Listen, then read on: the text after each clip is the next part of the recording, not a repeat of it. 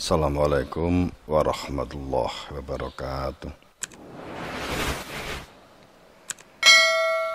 Bismillahirrahmanirrahim. Alhamdulillahirabbil alamin.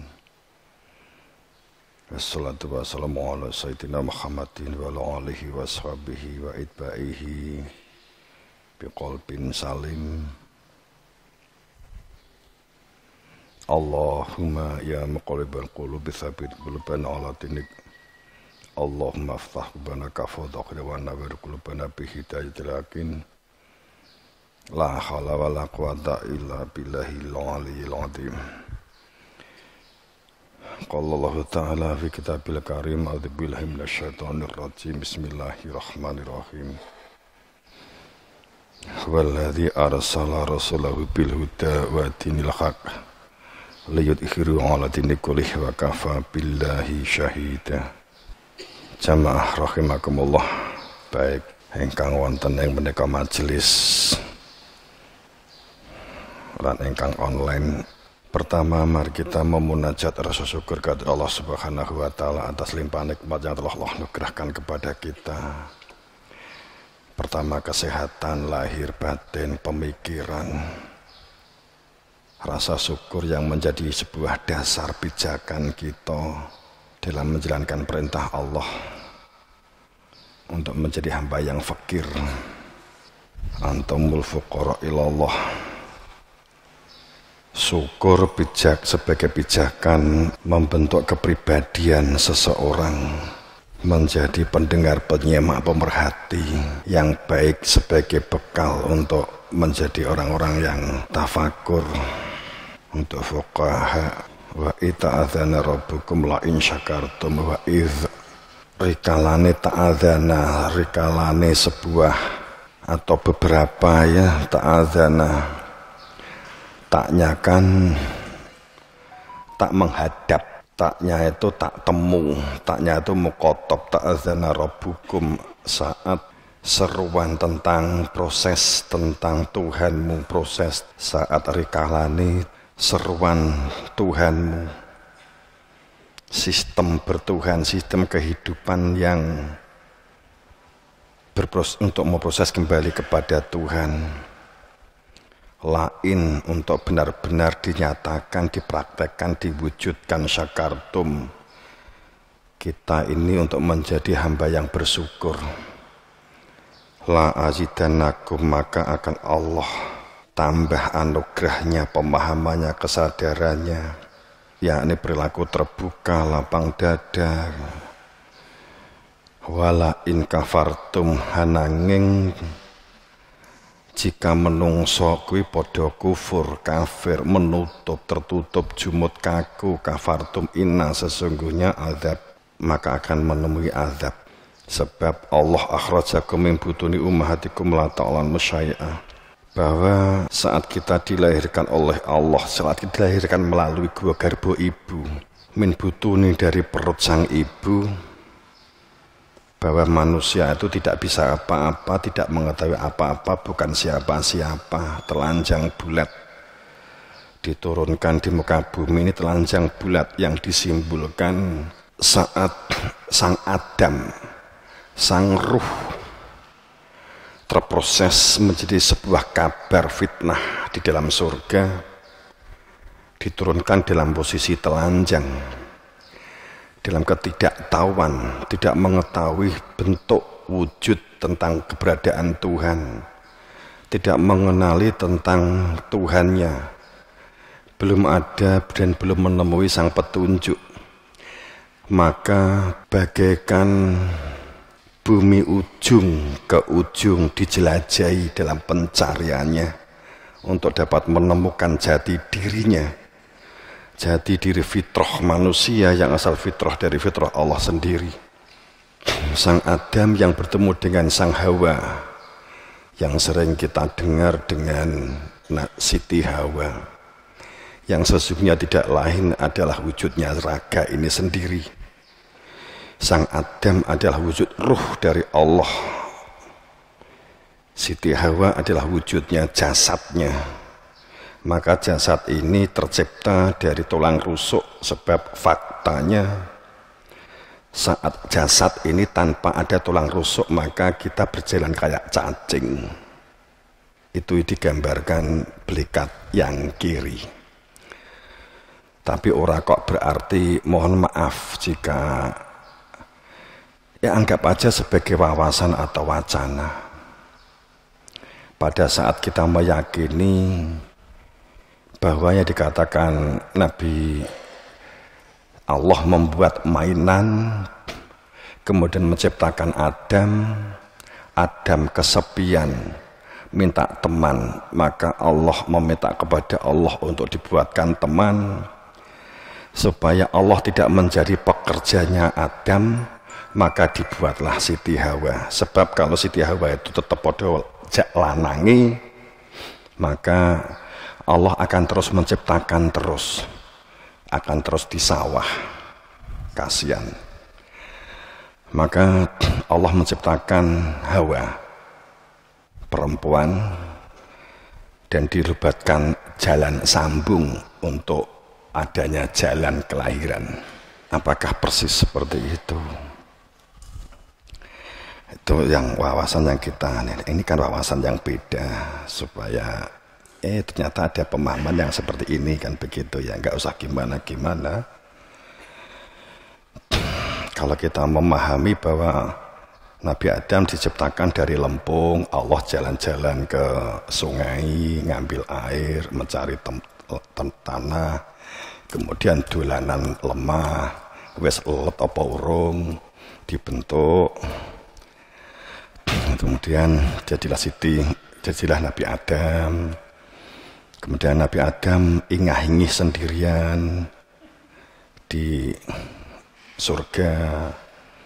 Kamu nggak usah bayangkan di mana surga, tapi yang katanya di atas sana. Katanya, saya juga katanya kok. Ya katanya mereka yang suka ngomong itu. Kemudian akhirnya karena Nabi Adam ingah-ingih, entah karena permintaannya Nabi Adam atau Allah kasihan, kemudian dikasihlah Siti Hawa, dikasih teman ke sini. Kalau kamu punya teman kene bangkeamu sing tengen apa sing kiwa, kemudian jadi Siti Hawa. Kemudian runtang-runtung berdua. Namanya manusia itu kan jenuh, wong loro terus ya jenuh. Akhirnya ya Allah, kita kok hanya berdua saja, kesel.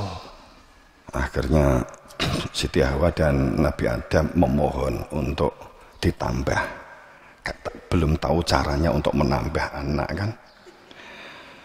Dan saat itu memang mungkin alat sambungnya belum ada. Makanya kemudian dan alat reproduksinya belum ada. Lah kamu kok jadi bosku kan? Lah kenapa? Lah kowe kok terus njaluk kon nyiptake kanca terus. Akhirnya sini. Akhirnya Adam dikasih alat sambung. Gitu.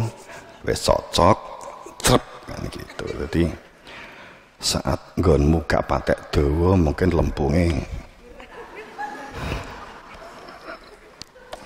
gitu. Nek Siti Hawa saya gak berani cerita. Kemudian mereka akhirnya dalam pencarian itu benar ya kan begitu ya, nggak apa-apa toh mikir nakal sidik ya kan gitu. Mosok sih Gusti Allah dulan di sawah gitu. Nah, terus setelah jadi akhirnya punya anak, nangis terus anak itu. Gini Hawa, kamu kurang. Kemudian saya ambilkan Gunung Wilis 1, Gunung Semeru 1, akhirnya ditemplek, kemudian jadilah air susu ibu.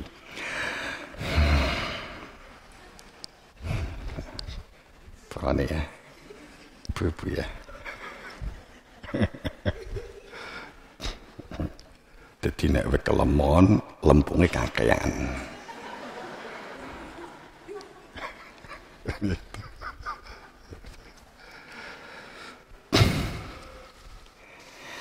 Kamu dilahirkan dari perut ibumu, ummatukum la ta'lamun, tidak tahu dan mengerti apa-apa. Kemudian Allah menyertakan telinga untuk menjadi sam'a dan diberi mata untuk bisa absor, dan dikasih kepala, ada otak supaya bisa afidah, la'alakum taskurun. Maka tempatkan menjadi hamba yang bersyukur, maka kamu akan bisa berjalan, bisa berbicara, punya pengetahuan, punya keterampilan.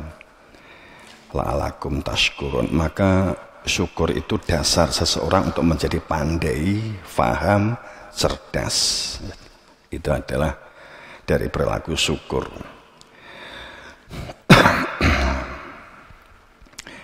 Ojo kok masalah ya, cerita Adam itu kan ya, untuk pemikiran saja. Sebenarnya di dalam Al-Quran itu nggak ada sih ungkapan bahwa Adam manusia yang pertama. Bahkan awal sebagai first of the man itu nggak ada, atau khalifah awal nggak ada. Sebenarnya begitu. Tapi karena kita nggak bahas ini. Namun jika kafir maka azab. Maka jika kita tertutup karena jumud, kaku, beku dan seterusnya, maka azab. Saat orang-orang kafir inaladzi sawa'un 'alaihim anatutahum, pada saat a'andartahum am lam tunzirum la yu'minun. Ini kan satu nisbah iman, yu'minuna. Penyebab seseorang tidak berada di dalam perilaku iman itu adalah mereka kafir. Jadi pada saat bahwa orang kafir itu bagi mereka diberi peringatan atau tidak, enggak ada manfaatnya, ini menjadikan tidak beriman. Kafir itu orang yang terkubur, orang yang berada di dalam kuburan. Tapi bukan berarti orang yang bermain di kuburan. Ojo mbok padakne lho ya. Jadi orang yang terkubur. Pada saat kita berbicara mengenai sumum bukmun umum fahum la yarji'un, kalimat roji'un itu zero waste. Roji'un itu zero waste. Zero waste itu seperti kalau kita itu akan membuat membeli elektronik, saat dia itu dimasukkan, dipendem di tanah, maka materialnya itu akan kembali ke tanah. Tapi kalau plastik, maka material itu nggak akan kembali. Roji'un itu kembali kepada asal usul. Jika unsur diri kita ini adalah dari tanah, kembali ke tanah. Jika di dalam ini ada unsur udara, kembali kepada udara sebagai gas. Jika diri kita itu ada air, maka kembali kepada air. Itu mana roji'un. Pada saat segala sesuatunya ada yang asalnya dari Allah, nafakhtu min ruhi, atau fatoronas alaiha, bahwa fitrah manusia itu asal dari fitrah Allah, maka harusnya kembali kepada Allah. Itu yang dikatakan selamat. Saat tidak kembali, maka menjadi kotoran, maka akan menjadi sesuatu yang tidak menyehatkan lingkungan. Saat kita itu dipendem ke tanah, seharusnya rogo itu kembali ke tanah. Dibungkus dengan kain kafan, itu dimaksudkan adalah dipilihkan kain yang paling cepat busuk sehingga dapat melebur dengan tanah. Jika kita dipendem supaya utuh, perintahnya tidak menggunakan kain kafan, tapi menggunakan kain jaket kulit plastik. Tapi ya aneh lah, wong mati dijakati gitu ya, atau di plastik itu naik kena bencana kan di plastik. Jadi yang dikatakan definisi kafir itu adalah bisu. Seharusnya bertanya kalau kita tidak tahu, seharusnya kita jujur kalau kita tidak mengerti, maka kita harus berani bertanya untuk berani jujur. Kejujuran yang begitu berat sampai terungkap sumum bukmun umyun fahum la yarji'un. Seharusnya kita menjadi pendengar supaya tidak menjadi petuli, kita supaya menjadi pelihat, supaya tidak menjadi pembuta kan gitu ya. Sehingga bagaimana kita untuk menjadi hamba yang terbuka, lapang dada, nyeger. Itu sebutan yang lain supaya kita tidak menjadi orang yang berada di dalam kuburan kan gitu. Yang kita ketahui bahwa saat ini berada di dalam keadaan kedajalan, dajjal. Banyak orang sedang menunggu dajjal. Mungkin sudah sering kita ya, dajjal. Dajjal itu maknanya jalalah. Kemudian dajalun, dajjal itu perancu yang menyamarkan, yang mengambigukan kebenaran sehingga kebenaran tidak tampak dengan perilaku-perilaku yang samar. Perilaku-perilaku yang samar ini kita sepertinya menolong, membantu orang lain, akan tetapi saat kita itu sudah memberi, kita menolong, sudah ngasih amplop, sudah serangan fajar upama, ternyata nggak dipilih, ya itu kemudian marah, kecewa, jadi ngasih amplop sampai mengatakan, ini saya kasih, jika kamu tidak membeli, awas, kamu nanti akan ada yang ngancam, upamanya kan begitu. Artinya bahwa kamu saya kasih, kami kan harus memilih saya. Saat ini akumulasi, maka ini tampaknya berbuat baik, tapi ada kepentingan di balik kita memberi itu.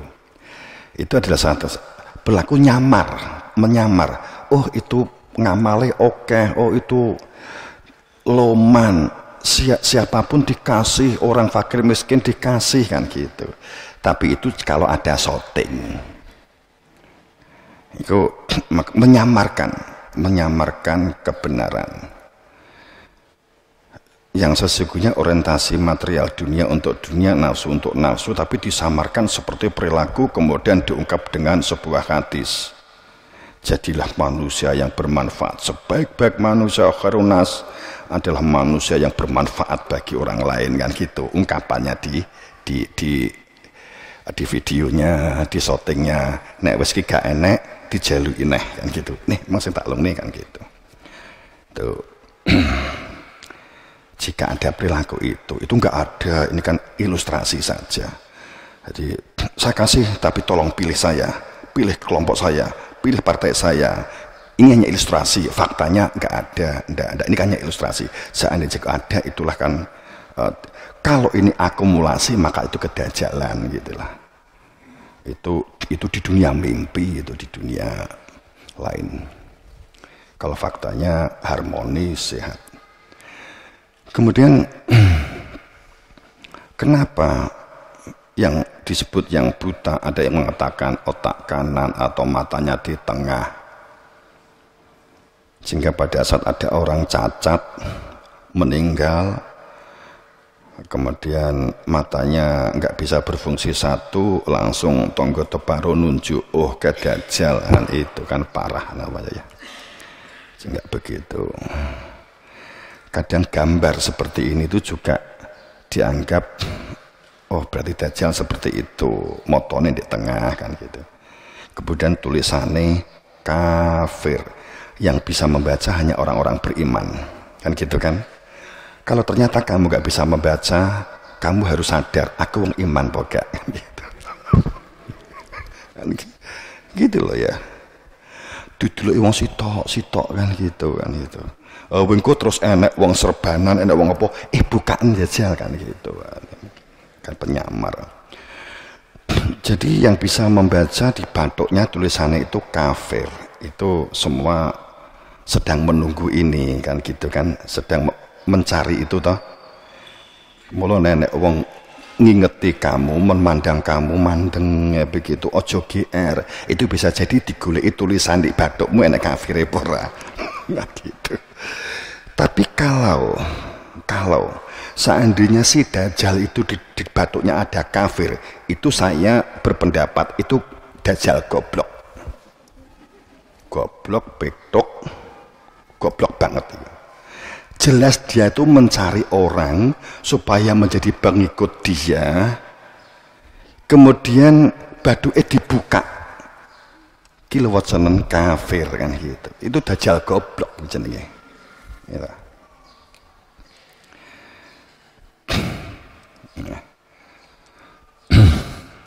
Ya mesti ditutup rapat supaya nggak terbaca gitu ya. Tapi sebenarnya bukan fisik, segala sesuatunya kita tuh selalu diretorikakan ya. Jadi difisikkan. Seperti ungkapan Imam Mahdi, Satrio Piningit, Ratu Adil itu dikira sosok gitu loh, sosok gitu ya. Dajjal sosok gitu. Dajjal itu selalu dikaitkan dengan Ya'juj Ma'juj. Kemudian dibuat rekayasa sedemikian rupa, yang tertuduh sebagai Ya'juj Ma'juj itu Cina karena punya tembok Cina yang panjang banget, berapa kilo panjangnya itu. Nah itu kemudian ditempatkan sebagai itulah tembok Ya'juj Ma'juj. Ya'juj itu makna Ya'juj itu keras atos, tidak sadar di dalam kesalahan, kemusyrikan, kefasikan, kemunafikan. Kemudian terjadilah sebuah akumulasi, sesuatu yang semula ragu kemudian terus dijalani menjadi sebuah diyakini, semula tentang intuisi, perasaan, kemudian diyakini kebenaran, lama-lama diantepi, kemudian dianggap sebagai keimanan, umpama begitu. Ini maka terjadi sebuah penyamaran, itu Ya'juj itu yaknya adalah mudhari, terus menerus berlaku keras atosnya itu tidak segera sadar, maka terjadilah Ma'juj, terjadilah gerakan cepat saat akumulasi, saat yang korupsi itu satu orang dalam negara ini tidak menjadi masalah, 2 orang urung jadi masalah, 3 orang masih sisipan, 4 orang ya timbangannya menungso ini kok jujur kabeh, 5 orang dimaklumi, 6 orang umpamanya kan begitu. Dan pada saat titik tertentu ternyata 40%, 50%, 60% umpama 70% bupati di Indonesia umpamanya itu sudah merupakan tersangka korupsi, seharusnya negara ini kukut seharusnya. Jika tidak kukut karena tidak mau dikukut, kan begitu aja. Jadi pada saat sesuatu itu sudah lebih dari 20%, kalau kita mengajar 20%-nya itu nggak paham, tapi kita tetap ngajar, berarti ada yang salah dalam sistem kita, kan gitu.